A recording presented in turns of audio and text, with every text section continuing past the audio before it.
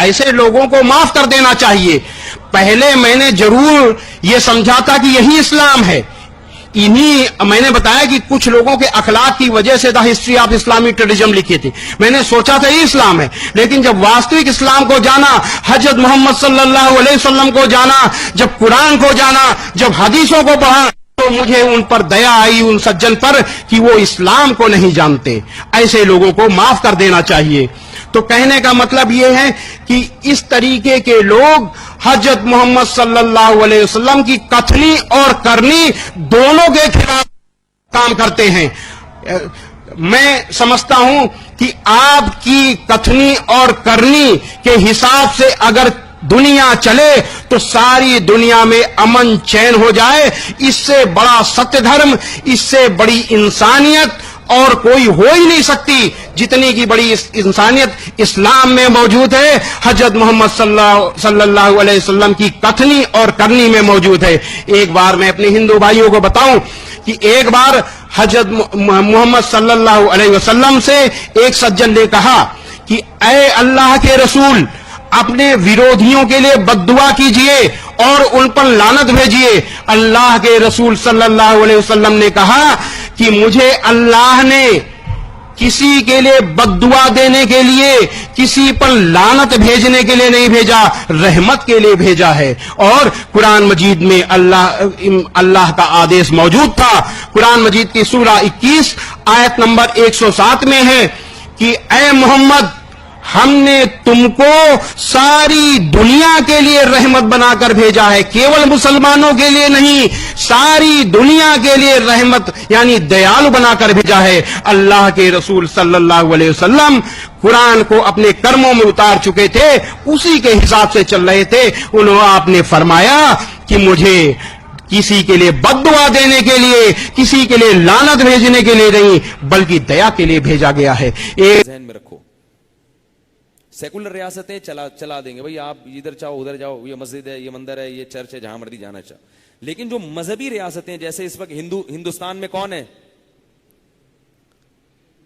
وہ جو ہے کیا نام ہے اس کا, مودی, وہ مذہبی ہے, مذہبی.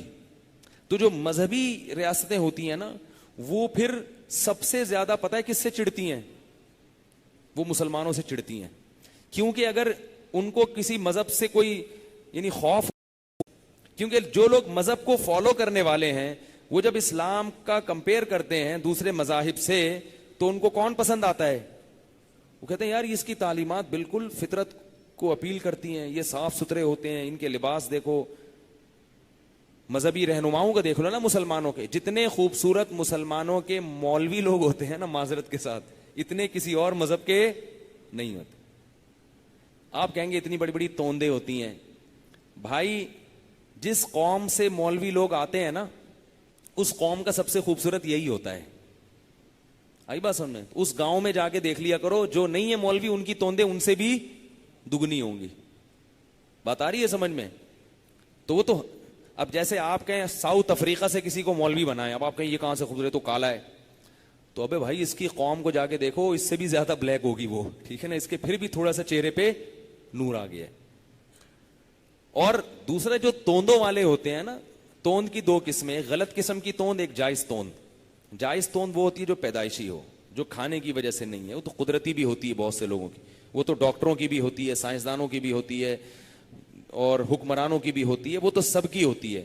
فوج کی اس لیے نہیں ہوتی کہ اس میں توند والے کو بھرتی نہیں کیا جاتا, ورنہ سب کی ہوتی ہے. وہ جان کر نہیں ہوتی, وہ تو قدرت کی طرف سے ہے نا بھائی, پیدائشی ہے. اور ایک توند وہ ہوتی ہے جو کھانے کی وجہ سے, وہ اہل حق کی نہیں ہوتی. اگر اس میں آپ کو مولوی ملیں گے توندوں والے, تو وہ باطل لوگ ملیں گے, اہل حق آپ کو نہیں ملیں گے. اہل حق میں اگر کوئی توند والا ہے تو وہ بیماری کی وجہ سے پیدائشی ہے.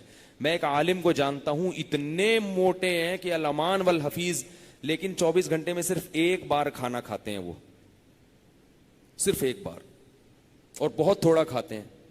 لیکن وہ قدرتی طور پر کیا ہیں, لوگ مجھے کہہ رہے تھے کہ لوگ مجھے کہتے ہیں یار میں کھاتا بہت ہوں, میں مولوی ہوں, کھاتا بہت ہوں. کہہ رہے یار میں کھاتا ہی نہیں ہوں, لیکن ہوتا ہے. تو اس لیے کوئی کسی کو موٹا دیکھ کے بدگمان ہونا جائز نہیں ہے. تو لیکن جو مسلمانوں کے مذہبی رہنما ہے نا, کیونکہ اسلام خوبصورت مذہب ہے, تو اس کی ایک کشش آ جاتی ہے. پتہ ہے آپ کو پہلے زمانے میں کتنے غیر مسلم علماء کو دیکھ کے مسلمان ہو جاتے تھے. کسی نے 3-4 دن پہلے کس کا واقعہ ہے وہ آپ بچا رہے تھے, انور شاہ کشمیری رحمہ اللہ تعالیٰ کا واقعہ ہے کہ وہ اسٹیشن پہ کھڑے ہوئے تھے, ایک ہندو آیا اور اس نے کہا مجھے کلمہ پڑھا دیں. تو لوگ حیران ہوئے کہ یہ ہندو تو بڑا متعصب ہے, یہ تو اسلام سے نفرت کرتا ہے. تو وہ ہندو کہنے لگا کہ یار تمہارے مولوی عالم اتنے خوبصورت ہیں, ایسے پرکشش ہیں, ہمارے والے ان کے بھی ہوتے ہوں گے, کسی کا مقابلہ نہیں کریں, وہ خود سوچ لیں ہوتے ہیں کہ نہیں ہوتے. لوگ کہتے ہیں کسی کا مذاق نہیں اڑایا کرو بھائی, خود سوچ لیں, کوئی پنڈت جی ہوں اچھے سے, اللہ کرے. تو وہ کہنے لگے کہ یار تمہارے مولانا اتنے خوبصورت ہیں, تمہارے مذہبی رہبر, تو تمہارے محمد صلی اللہ علیہ وسلم کتنے خوبصورت ہوں گے جو اصل تھے. اور آپ صلی اللہ علیہ وسلم کا تو حسن و جمال حدیث کی کتابوں میں موجود ہے. اور یاد رکھو یوسف علیہ السلام کو اللہ نے حسن تو بہت زیادہ دیا, مگر جمال اللہ نے محمد صلی اللہ علیہ وسلم کو سب سے زیادہ دیا ہے. حسن میں اور جمال میں فرق ہے. جمال حسن سے اوپر کی چیز ہے, حسن جمال سے نیچے کی چیز. اب آپ کہیں گے کیا فرق ہے, اب وہ موضوع ہٹ رہا ہے لیکن اب بات چل پڑی ہے تو بتا دوں. جمال اور حسن میں فرق یہ ہوتا ہے کہ حسن کہتے ہیں کوئی پیاری چیز ہو, پہلی نظر میں ایک دم آپ اس کی طرف مائل ہو جائیں. جیسے بچے جو ہے نا, بچے حسین ہوتے ہیں, جمیل نہیں ہوتے. بچے کتنے پیارے لگتے ہیں, چھوٹے چھوٹے پیارے پیارے. جمال ان میں جب پیدا ہوتا ہے جب وہ جوان ہو جاتے ہیں. جب جوان ہو جاتے ہیں تو ایک دم دیکھ کے ان کی طرف طبیعت مائل نہیں ہوتی, گود میں اٹھا کے پیار کرنے کا دل نہیں کرتا ان کو. لیکن جب اس کے ساتھ آہستہ آہستہ رہنا شروع کرو گے تو اس کے جمال سے متاثر ہو کر اس پر عاشق ہو جاؤ گے. یہ ہوتا ہے جمال, یعنی ہر لحاظ سے اعضاء میں تناسب ہو, بولنے کا انداز, چلنے کا انداز, بات. بچے جو چلتے ہیں ٹیڑے میڑے چلتے ہیں, بولتے ہیں تو توتلے بولتے ہیں, تو یہ جمال تھوڑی ہے. جب جوان ہوتے ہیں, کیسا جوان آدمی کی چال میں وقار پیدا ہوتا ہے. پھر ہر ایک کی اپنی چال ہوتی ہے, بعض پھدک پھدک کے چلتے ہیں ٹھیک ہے, جمال نہیں ہوتا. بعض کی چال بڑی اسٹائلش ہوتی ہے, ان کو بنینزا والے اپنے اشتہار میں لے کر آتے ہیں کہ آپ ذرا چل کے دکھائیں پلیز, ٹھیک ہے نا, تاکہ وہ پھر ٹی وی میں آئیں گے نا. تو باڈی لینگویج ہے, بولنے کا انداز ہے, یہ ساری چیزیں جو ہمارے محمد صلی اللہ علیہ وسلم میں یہ جو جمال تھا, ایسا جمال اللہ نے کائنات میں کسی میں پیدا نہیں کیا. یوسف علیہ السلام جمال میں ہمارے نبی سے کم تھے, حسن میں زیادہ تھے. تبھی آپ دیکھیں کہ حضرت یوسف کو پہلی نظر میں عورتوں نے دیکھا تو ہاتھ کاٹ ڈالے, کیونکہ حسن تھا. حضرت عائشہ فرماتی ہیں کہ نبی صلی اللہ علیہ وسلم کے جمال کو اگر عورتیں دیکھ لیتی تو گردنیں کاٹ دیتی.